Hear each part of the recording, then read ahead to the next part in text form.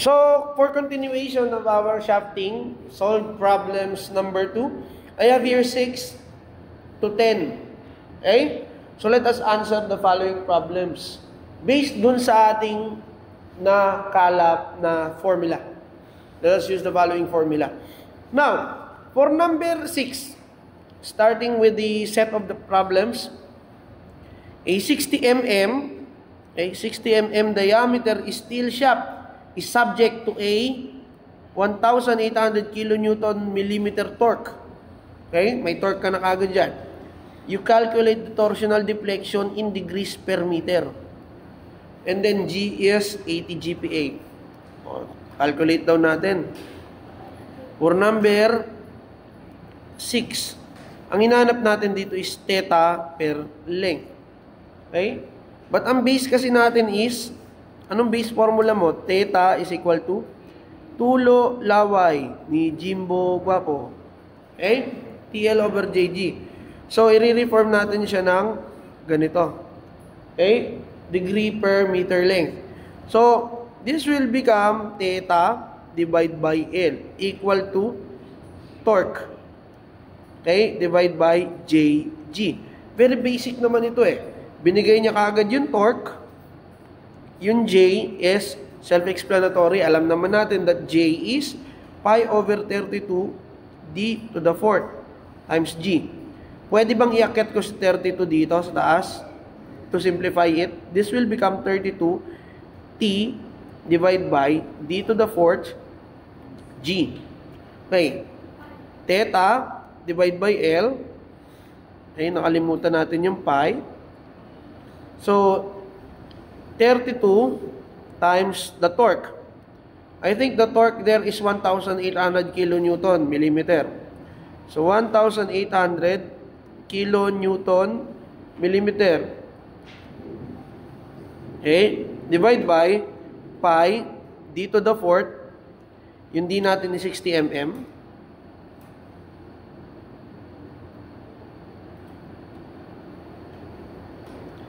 To the 4th times 80 GPa. 80 times 1,000. Magiging Newton per millimeter squared kasi MPa na yan eh. So this will become Newton per millimeter squared. Okay, cancel natin yung same units. Si millimeter, ang problema ko na Newton. So multiply ko to ng 1,000 Newton every millimeter. Newton per millimeter. Sorry. That is Newton per kilonewton. So, cancel natin same units. Kilonewton, Newton, millimeter squared, matitira dalawa. Tapos may isang millimeter sa taas, isa na lang. Nasa baba yung millimeter. Okay? So, I have to multiply it with 1 meter every 1,000 mm. So, ang kailangan ko dyan is per degree length. Kaya lang hindi pa naka-degree to, naka-radian to eh. So I have to continue my calculation by multiplying it with, you have 180 degrees per pi radian. And ang unit naman ng radian. So, cancel na rin yan. Cancel na yung millimeter. Tapos isa na lang tira, cancel dito. So ang matira is degree per meter length. So theta over L is equal to, calculate the value, 32 times 1800 times 1,000 times 180 divide by pi, square natin kasi dalawa yung pi dito, times 60 raised to the 4th power, okay, times 80 times 1,000, pakita natin, dapat cancel yung 1,000 na yan. So, the answer is 1.0132 degrees per meter length. Tignan nga natin kung tama yung sagot natin. This is very basic. Okay? Let us continue with problem number 7. Compute for the twisting moment. What is the twisting moment? Twisting moment in inch-pound develop when the shaft delivers 30 HP and 1,300 RPM. Kapag ganito mga tanong sa board exam, engineer na agad ako. Kasi ang hinahanap, ano ba yung twisting moment? That is what you call the torque. Torque yan, twisting moment. Okay? So, twisting moment. Ano ba yung bending moment? That is flexure. Okay? Bending moment is flexure. And then twisting moment is torque. Minsan, pinagsasama yung dalawang yon.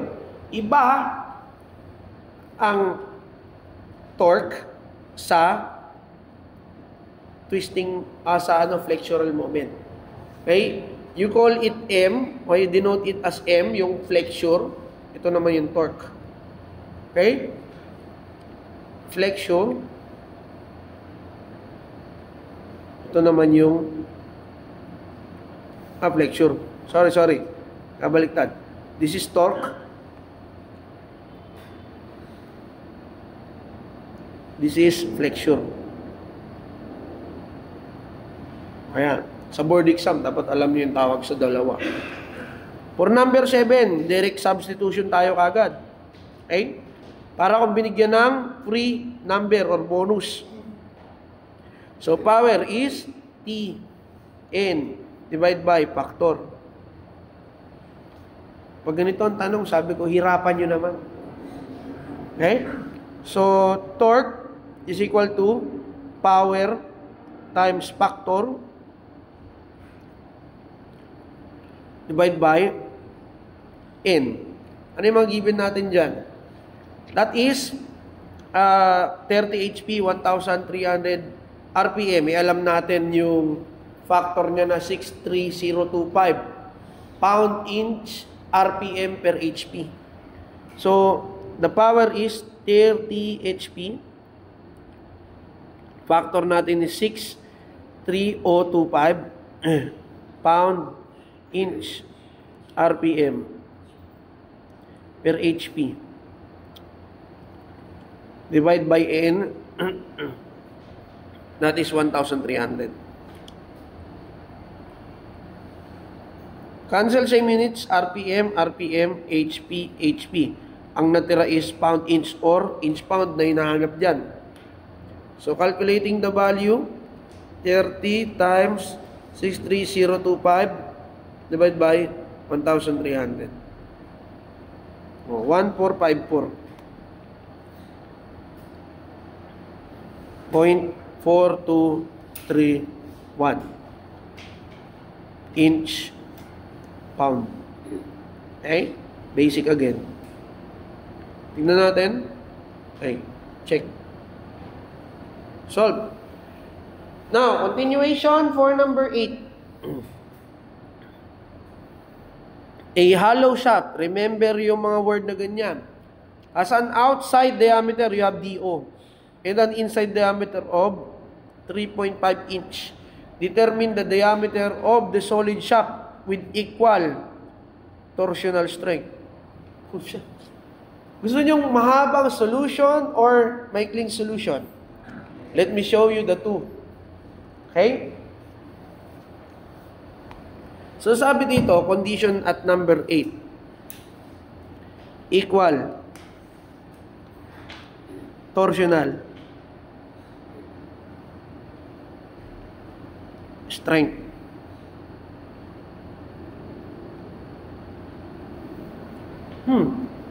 Equal torsional strength.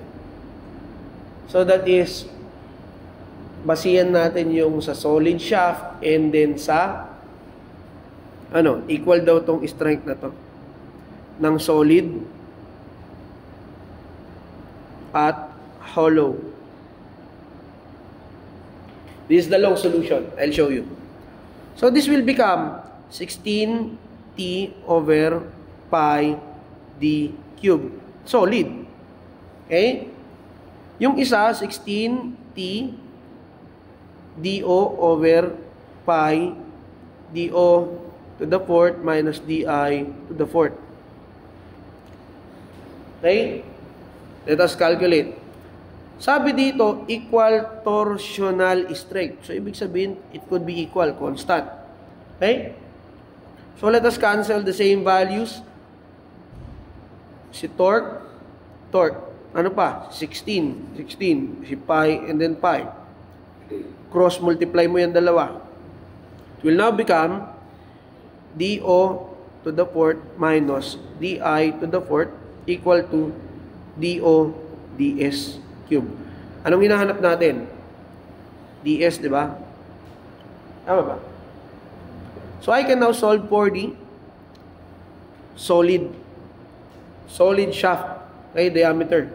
So the diameter for the solid shaft is equal to cube na to, dO to the fourth minus di to the fourth over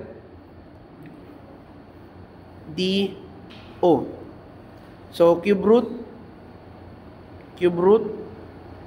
okay, ds is equal to cube root ng, tama ba, 5 and 3.5. Yan, 5 raised to the fourth minus 3.5 raised to the fourth divide by 5 raised to the fourth. So, inch dapat dito. Okay? Ayan.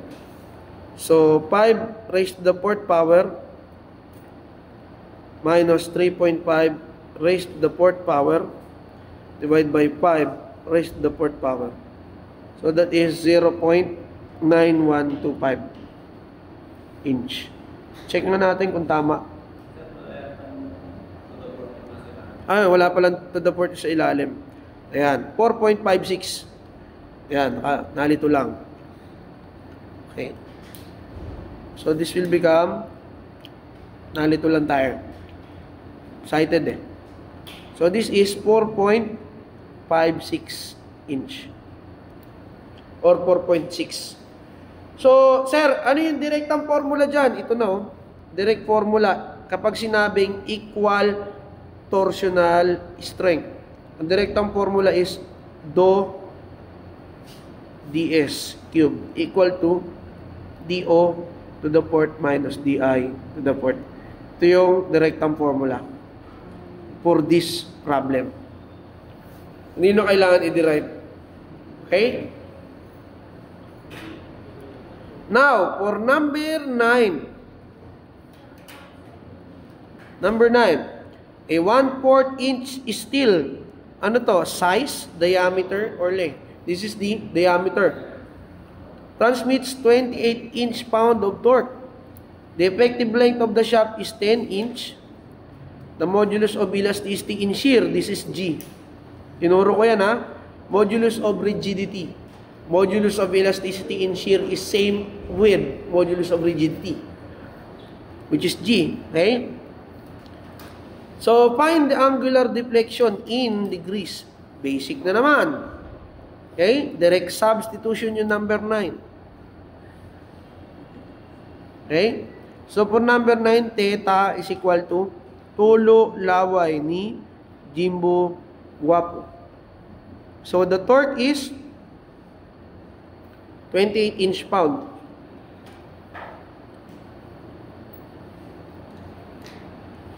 Okay. The length is 10 inch. Divide by, ano yung size? 1/4 inch. Okay, 1/4 inch. Pi over 32 times 0.25. O, ano ba yung 1/4 sa decimal? Okay, 0.25 yan. G is 11 times 10 raised to the 6th pound per inch squared.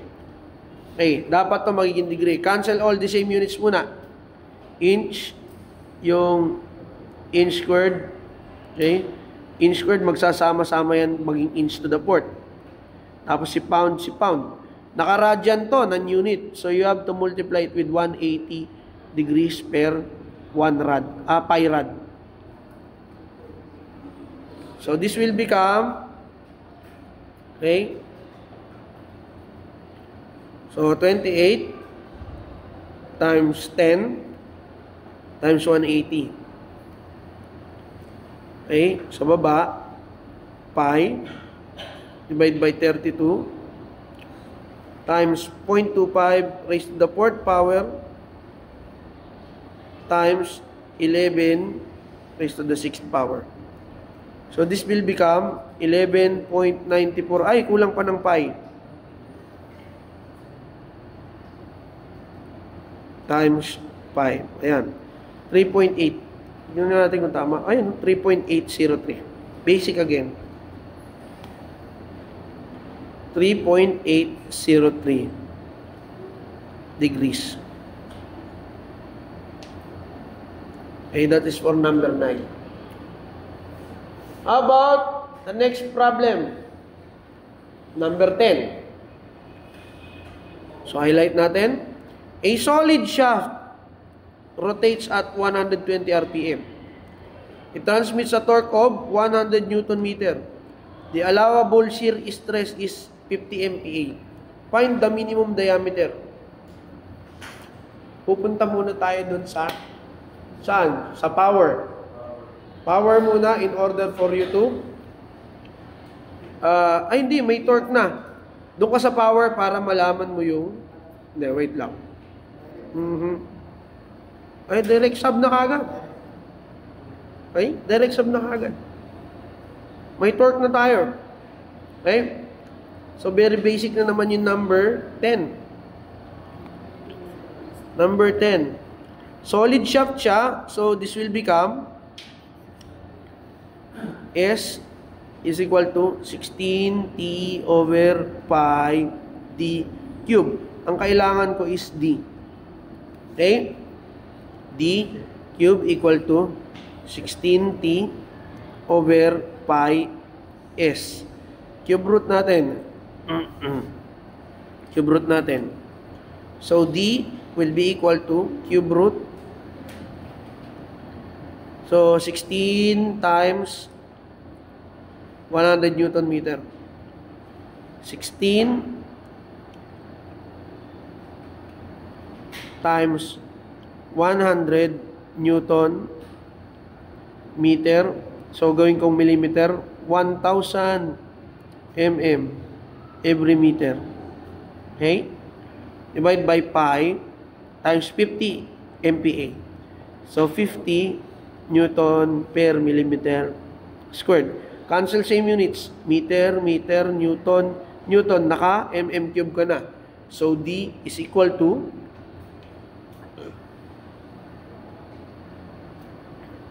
16 times 100 times 1,000 divide by 50 pi. The answer is 21.6770 mm. Tignan natin kung tama. Okay? Basic.